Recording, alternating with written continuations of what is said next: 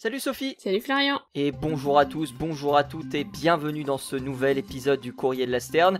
Comme chaque semaine, on vous raconte les petites découvertes, les petites anecdotes que nous avons découvertes lors de ces 7 derniers jours dans le monde des oiseaux.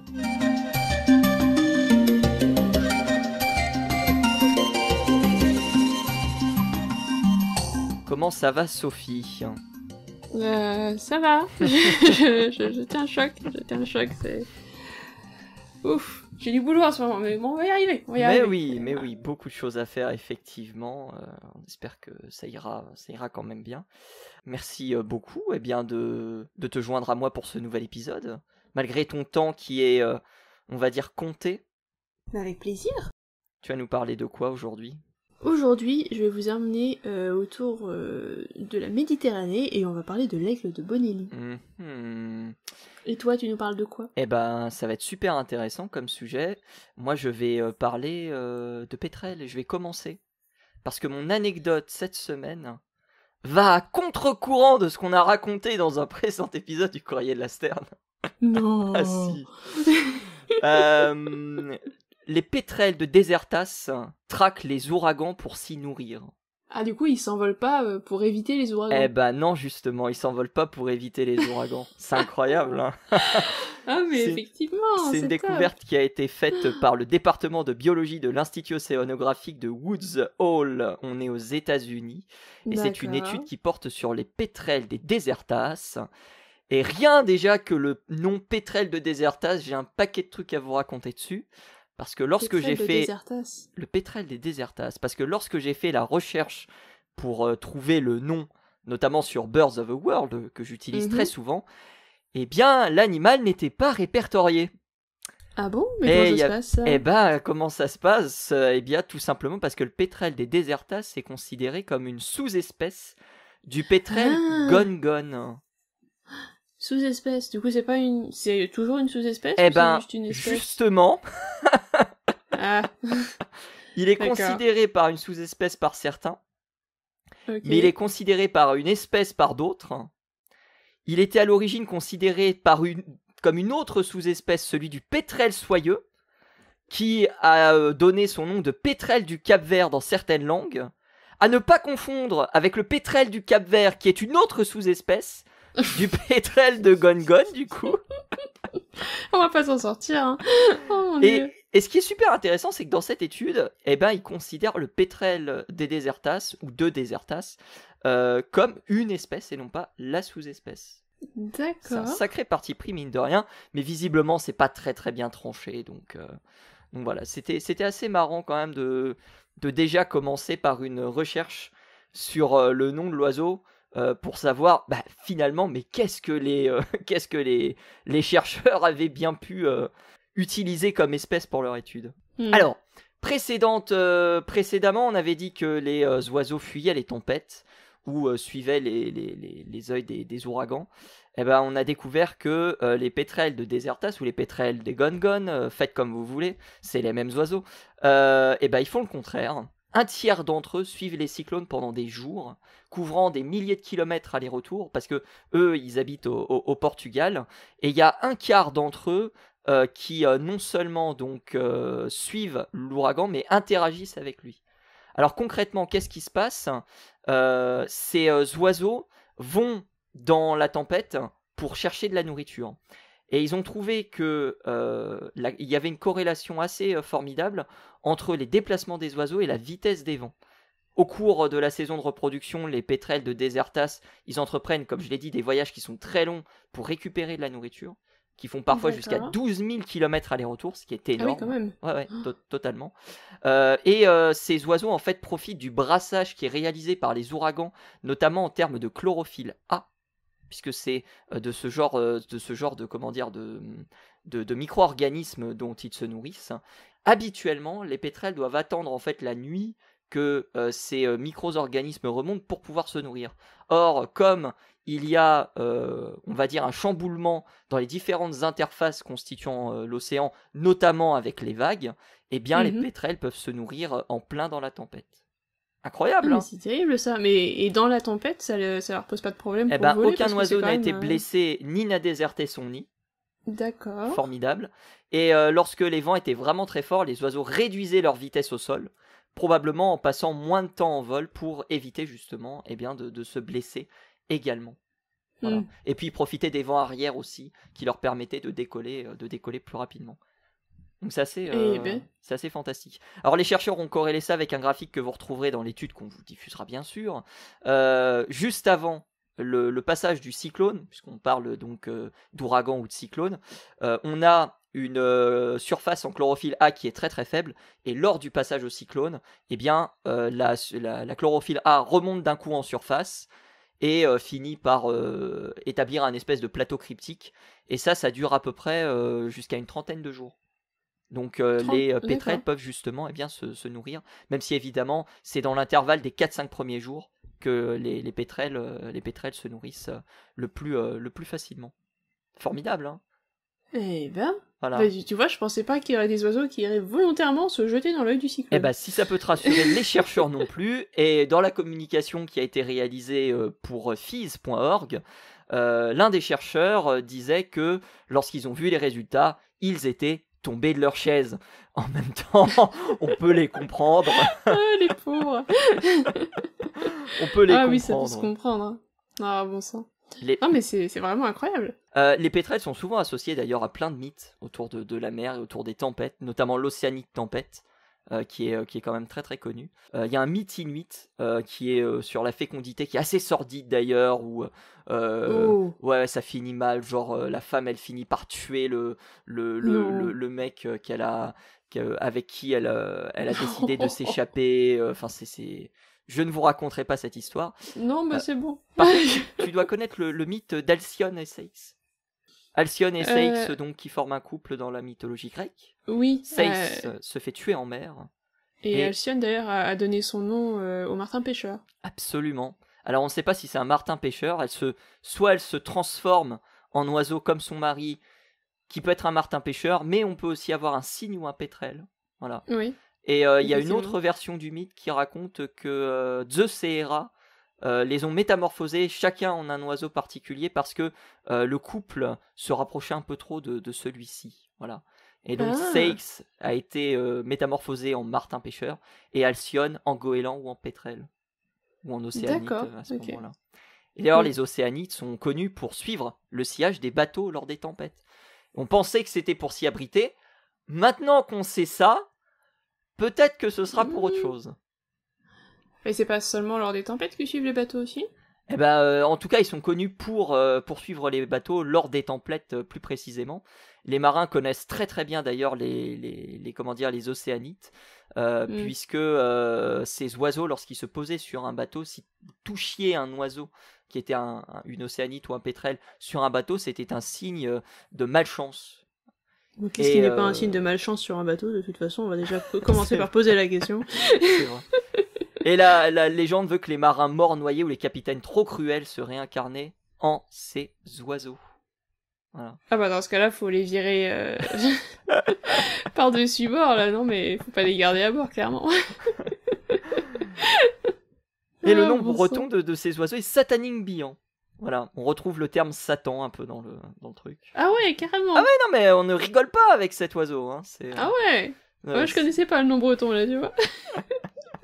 Vous confirmerez si vous êtes évidemment breton et auditeur ou auditrice du Courrier de la Sterne. Et puis pour la prononciation aussi peut-être. Que cette information soit vraie. Mais donc voilà, les pétrels des Desertas qui habitent donc au Portugal, plus précisément sur l'île de Madère, et qui nichent sur les Desertas, donc petites îles, eh bien, sont capables de traquer les ouragans et de s'en servir pour manger. Et c'est un gros game changer parce qu'on pensait jusqu'alors que les oiseaux et peut-être même les animaux en général évitaient ces situations capricieuses. On se rend compte que c'est peut-être finalement pas le cas. Et on sait comment ils les suivent et comment ils traquent ces cyclones en fait ? Ils les suivent juste de vue, tout simplement. Ah, à la vue, d'accord. Étant donné que ces tempêtes prennent généralement naissance assez proche justement du Portugal, ou en tout cas assez proche des îles qui sont proches de l'Afrique. Mais parfois ces oiseaux croisent directement la trajectoire des cyclones, des ouragans de manière involontaire et finissent tout simplement par les suivre. D'accord. Mais je pense qu'il doit y avoir quand même des mécanismes qui permettent à ces oiseaux de entre guillemets, prévoir la formation de ces ouragans, ou du moins leur déplacement. Voilà. Bah, comme on avait vu pour les autres, effectivement. Absolument. Et oui, c'est super intéressant. Mais oui, c'est super intéressant. C'est super intéressant. Donc voilà, vous aurez évidemment l'étude dans la description du podcast.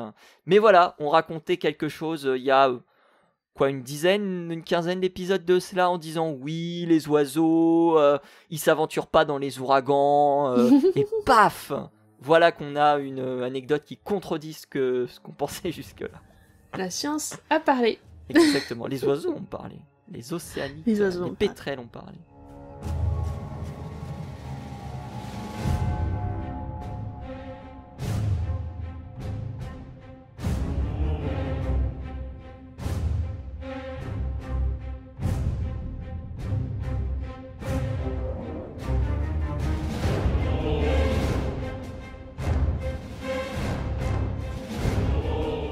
Sophie, on reste Florian dans l'océan.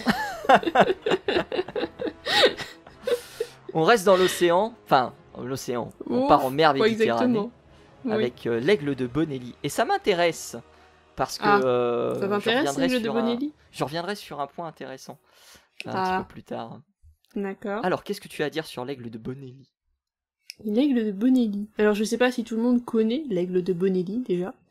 On est sur un petit aigle, hein, c'est pas aussi grand que le fameux aigle royal, hein, c'est plus petit, et c'est coloré un peu différemment aussi, parce qu'on est sur quelque chose, bon, ça reste assez brun dans l'ensemble, hein, on va pas se mentir, avec des pattes et un bec jaune, mais quand même, c'est coloré de manière beaucoup plus claire, avec un ventre blanc parsemé de brun, et notamment, si vous le voyez en vol, pour l'identifier, il y a une caractéristique spéciale, il va falloir le voir de dessus, par contre, parce que vous avez une tache blanche sur le dos. Voilà, au milieu de tout le brun. Vous avez joué à Assassin's Creed Origins, et ben c'est nu. Voilà, c'est une aigle, je crois, de Bonelli femelle, si je dis pas de bêtises. D'accord. Mais voilà, en tout cas, c'est l'oiseau que possède Bayek, le héros principal du jeu. Mais il faut que je joue à celui-là, j'y ai pas joué, c'est terrible. Maintenant que je sais qu'il y a un oiseau, faut absolument que j'y joue. Bref, donc l'aigle de Bonelli, un petit aigle, donc de taille moyenne, qui a été classé d'ailleurs assez récemment dans le genre Aquila. Avant il était classé dans le genre Hieraetus, qui était un petit peu différent, mais maintenant il a été changé de place. Bon, la classification, vous savez comment ça fonctionne, hein, des fois on le met là, des fois on le met autre part. On parlait de sous-espèces tout à l'heure, c'est pareil, hein, la classification c'est pas toujours la même pour tout le monde. Mais en tous les cas, pour l'instant, c'est un Aquila, comme l'aigle royal, et ça fait partie des plus petites espèces du groupe Aquila. Rendez-vous la semaine prochaine pour vous dire que c'est plus le cas. Pour vous dire que ça a changé. Pour l'instant, à l'heure où on enregistre cet épisode, c'est comme ça que ça se passe. C'est déjà pas si mal. on va déjà se baser sur ce qu'on sait. Bref. Donc ce petit aigle, il est assez intéressant parce qu'il a une aire de répartition qui est très particulière. On a une aire de répartition, donc comme je l'ai dit, autour de la mer Méditerranée. Alors on est notamment sur les côtes espagnoles, du côté du Maroc, mais aussi sur la côte française, un peu en Sicile, en Sardaigne, et autour de la côte grecque aussi. Et la suite de son aire de répartition, ce n'est pas du tout la suite qu'on pourrait y croire du pourtour méditerranéen. Ça saute directement en Inde et ensuite sur le sud, plus ou moins, de la Chine. Alors là, vous allez me dire, mais attendez, est-ce qu'il migre cet animal ? Comment ça se passe là ? Est-ce que c'est normal ces aires de répartition un petit peu disparates ? Eh ben oui.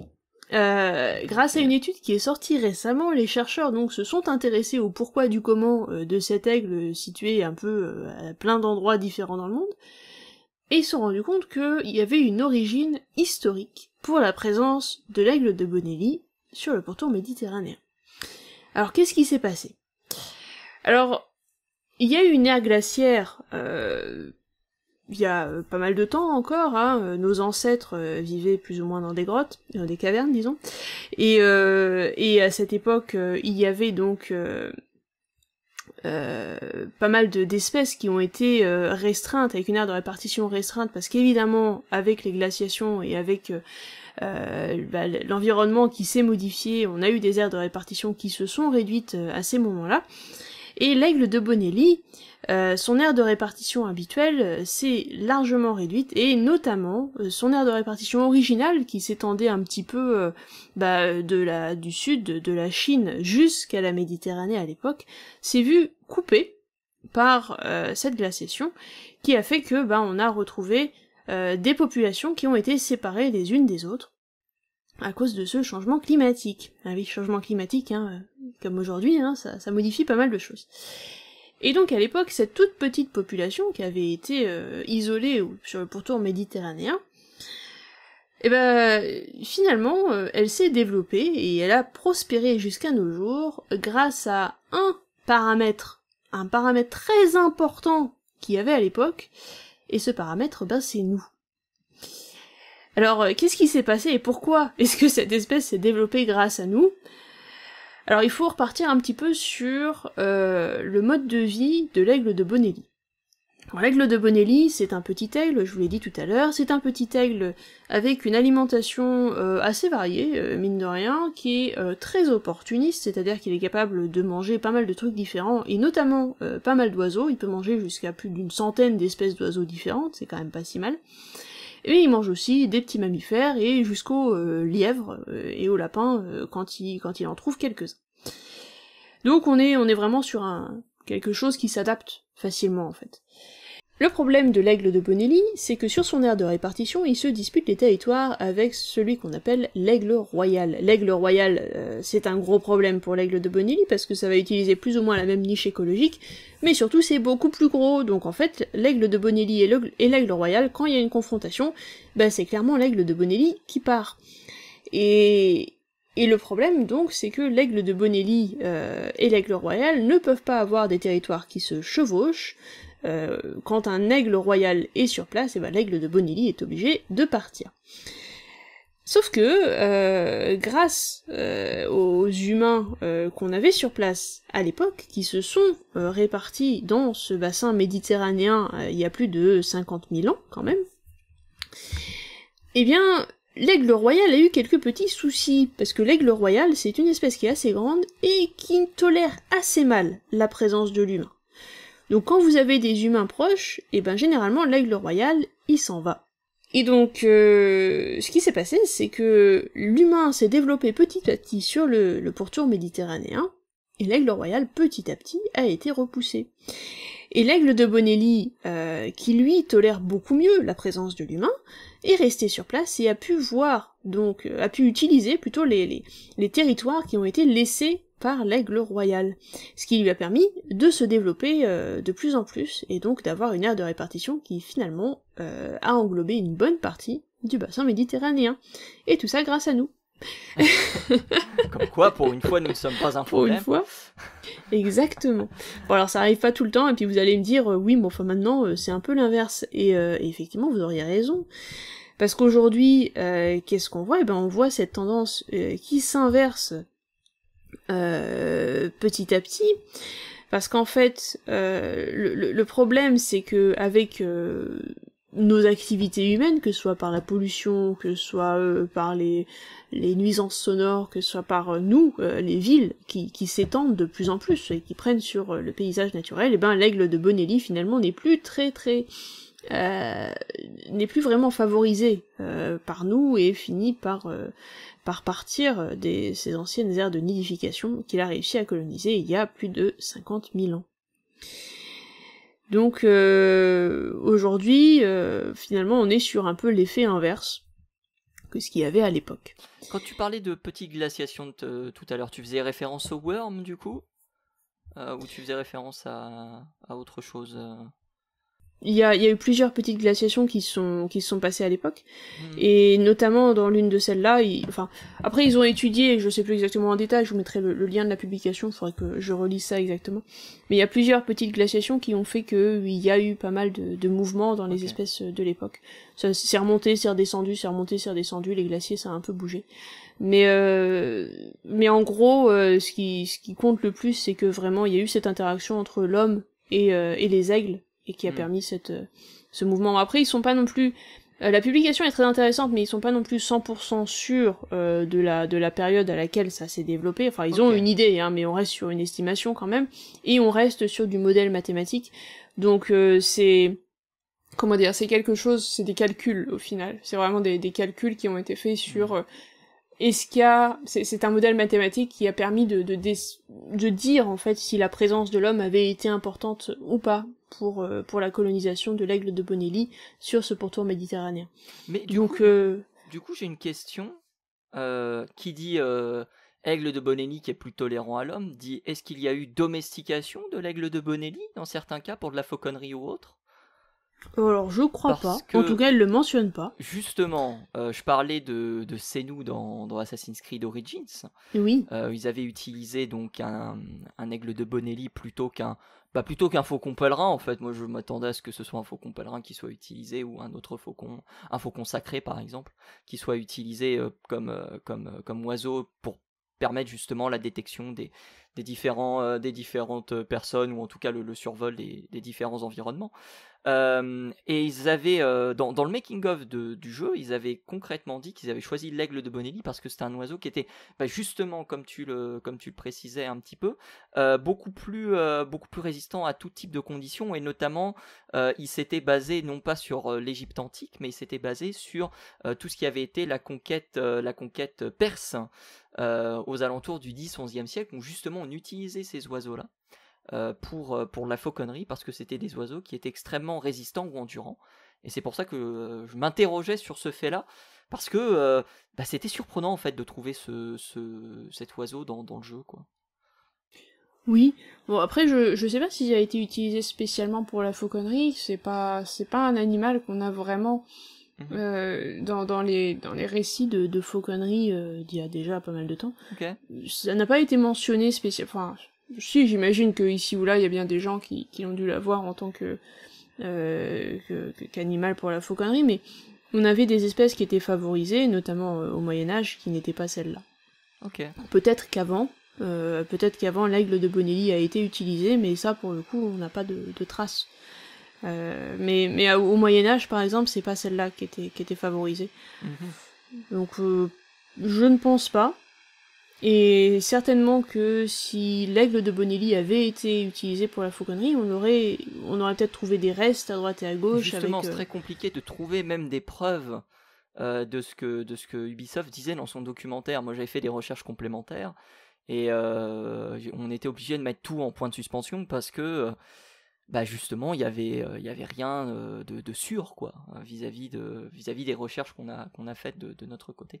Donc peut-être eux ont des documents que moi je n'ai pas eu l'occasion de consulter, et que d'autres chercheurs n'ont pas eu l'occasion de consulter, qui confirment ce genre de choses.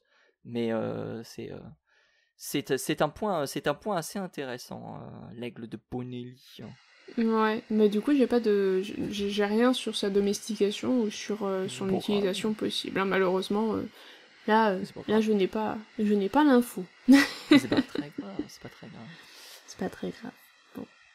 Merci Sophie pour ce nouvel épisode du Courrier de la Sterne. Est-ce que tu veux rajouter quelque chose?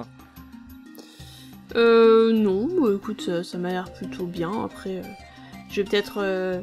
j'espère que je me suis pas emmêlé les pinceaux dans les aires glaciaires et autres, parce que c'est pas forcément mon truc, mais normalement ça devrait le faire. C'est pas grave.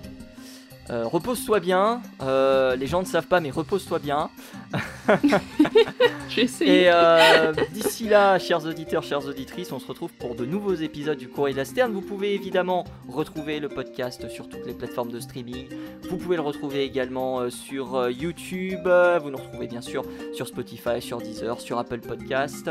Et pour de nouvelles aventures dans le monde des oiseaux la semaine prochaine. Allez, salut à tous et salut à toutes. À plus.